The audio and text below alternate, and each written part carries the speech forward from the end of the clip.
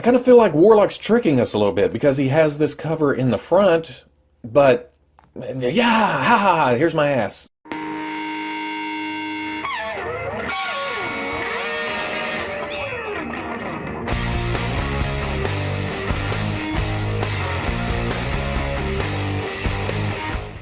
Okay people, welcome back to another Fwoosh review. Tonight I'm taking a look at the Guardians of the Galaxy Volume 2 Legends Adam Warlock, Ex Nihilo, and Death's Head 2. Ex Nihilo, Ex Nihilo, next Nihilo, next however you want to say it, whatever. But I was trying to figure out how to split these up. You guys know me, I like to bunch waves up. I kind of get through them. It's not so many videos. And when it came down to it, all three of these are characters that if it wasn't for the Build-A-Figure piece, I probably wouldn't have bought, and they're all quite a bit of reuse. So I thought, to hell with it, let's just do all three together. And I say I would have passed on them, that's only because of budget reasons. They look great, but if you watch these videos at all, I have said that I've cut down my Legends buying to X-Men and Marvel Cinematic Universe. But this wave comes with Build-A-Figure pieces for Mantis, so I needed to get these. Not so much Death's Head 2, but I can't help it. I like spending money and I like Marvel Legends. But as you can see on all three of these, just like the rest of the wave, black box, purple background, Guardians motif. Warlock and Ex Nihilo share a box, so they both have the same graphics on the side. Ex Nihilo on one side, Adam Warlock on the other. Death's Head 2,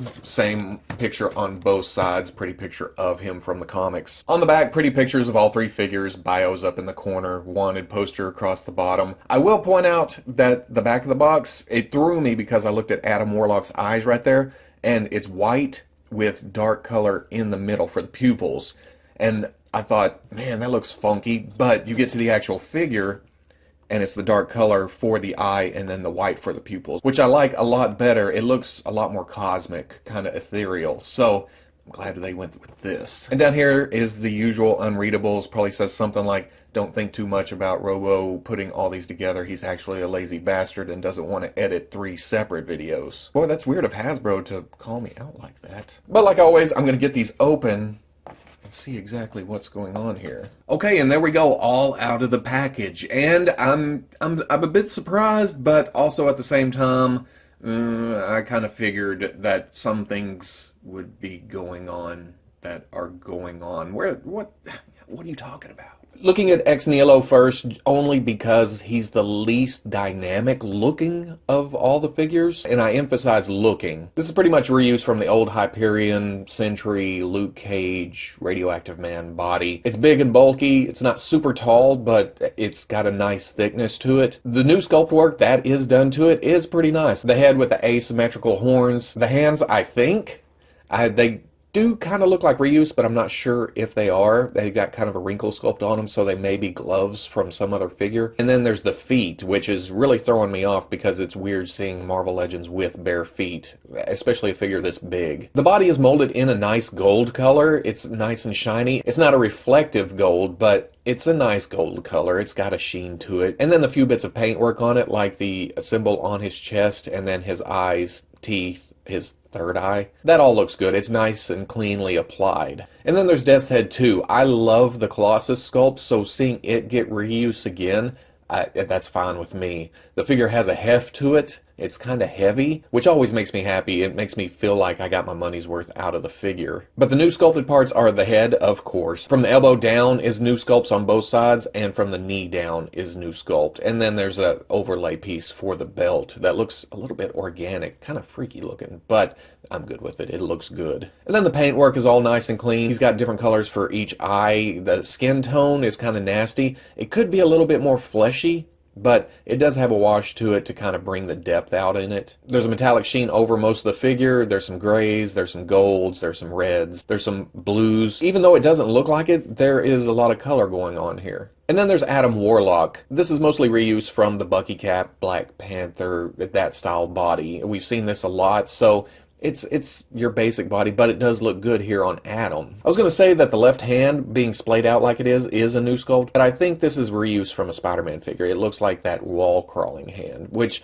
works perfectly fine here. So you end up with the belt and the loincloth piece, and then of course the head as your new sculpt here. And it does look good. I like the hair sculpt. It's kind of surfer, unkempt, so it works for me, like he's floating in space or something. And then the paintwork. It's a little bit intricate over the whole figure, but being what it is sludgy in a couple of places. It's not as straight as it could be on the solid lines. And then the eyes, if you look real close, the right eye is looking a little bit to the right while the left is straight on. It's just barely a bit off. And in most angles, it's not noticeable, but straight on, yeah, it looks a little bit off. But looking at the new sculpt on Ex Nihilo's new head, it's a little bit crooked. If you straighten the head out, the right eye is a little bit high. And I know in normal human features, there's usually some crookedness. It's not symmetrical on both sides, but it really stands out here. But if you kind of kick the head crooked just a little bit, it looks straight. It's got kind of a Shannon Doherty thing going on. But I have to say the feet are pretty awesome. Death's Head 2? Oh man, this freaking gun arm thing is just massive. It's odd to see it on the figure. It kind of throws balance out, but it's not terrible. But I will say the hair sculpt back here, the dreads or the braids or whatever they are, you're not going to look up, which kind of kills some of the posing of him, you know, being crunched down. He can't look up. So that's a negative, and I don't know if it's the new sculpt for the knees down, but you can't straighten out the legs all the way. It's bent all the time. So that kind of throws balance off a little bit too. It's a big figure. It doesn't have a problem standing. It's got nice big feet, nice wide base, but the head and the knees really kill a lot of the poses that you can do. And that's on top of the elbows being, well, this one's not quite as much because I've loosened it up as I've been posing it. But this elbow is tight as hell, and there's pretty much 4 positions. So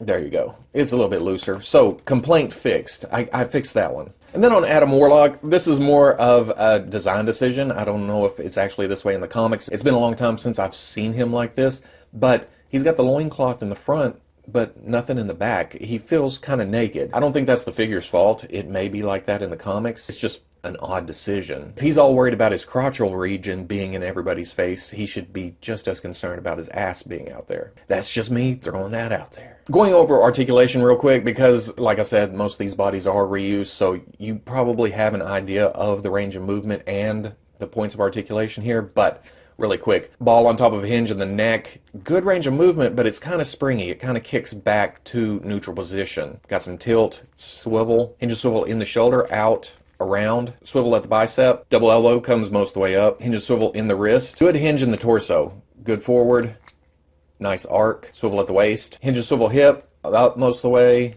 out, really good. I did this better than Spider-Man. How does that work? Back, swivel at the thigh, double knee, not all the way up, but it's a big bulky character, swivel at the shin, hinge at the ankle, back, forward, and forward facing pin for rocker. Death's Head 2, it's hindered in the neck because of the hair, but these 2 strands on the front are softer, so he can look down, not a lot of tilt, and then he can look side to side. The hair gets out of the way. No up because of the thick hair right there. Hinge and swivel at the shoulder, up pretty much 90, swivels around, swivel at the bicep. Hinge at the elbow, not quite 90 because of this massive mamma jamma right there. There's no swivel below that on this side, but this side has the usual hinge and swivel at the wrist. Ab crunch comes forward pretty good.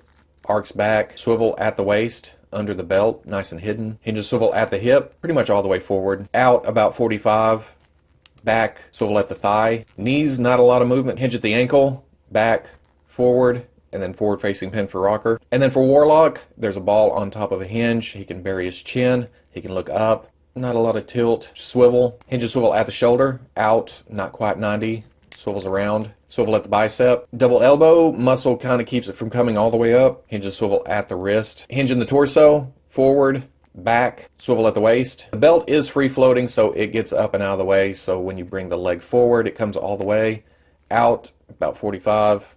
Back, not so bad. Swivel at the thigh. Double knee, comes up all the way. Swivel at the boot, hinge back, hinge forward, and then forward facing pin for rocker. Now for accessories, Ex Nihilo comes with nothing. Nothing but his birthday suit. That's it. Death's Head 2, he comes with a fist for his left hand, and then he comes with an alternate finger out kind of grip hand. I don't know what this is. I might be missing a reference to the comic somewhere where he's, you know, come get some, but there's also an open part, so I don't know if this is for a gun or what this is for. So did I miss something? But to switch that out, it pops out, and then this one pops right in. No huge deal there. And then for Adam Warlock, he comes with, well, pretty much this energy effect we've seen a few times now, but at least it's in a different color. I don't mind so much when there's variety. Give me a new color and I'm happy as hell. And then he comes with an alternate head, which is the Magus. Like I said, it's been a while, but this is his evil mirror universe twin kind of thing that he switches into whenever he becomes a bad guy. I don't remember what triggers this transformation, but I like this head sculpt. That's what it comes down to. It's a nice color, both the hair and the skin tone. He's got the red eyes with the gold pupils, and then the mouth and some markings on the face. It's just a nice, crazy, weird, maniacal, smiling face head. And to switch that out, it's the ball on top of the head. The Magus head is a little bit harder to get on for whatever reason. I don't know if the hole's sculpted just slightly smaller, but that looks good. I love that. For comparison, here's Ex Nihilo beside Hyperion. A lot of reuse. It's pretty much the same size. If you have any of the older figures, you get an idea of how big this figure is. Death's Head 2 beside Colossus. Again, this is the body he reuses from that figure.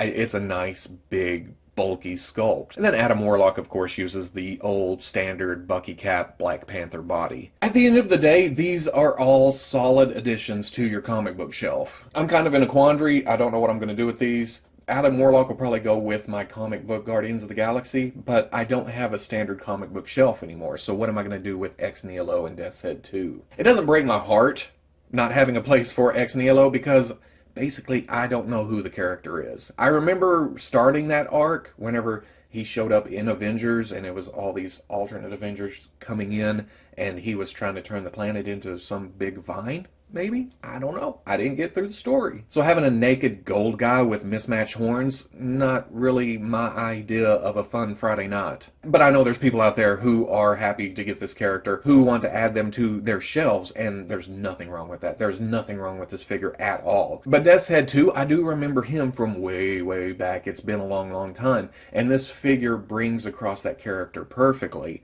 I just wish it was a little bit more dynamic. I don't think the knees were as thought out as they could have been, and then the hair. But Adam Warlock, even though I'm feeling a little bit burnt out on this body, this has been reused a lot.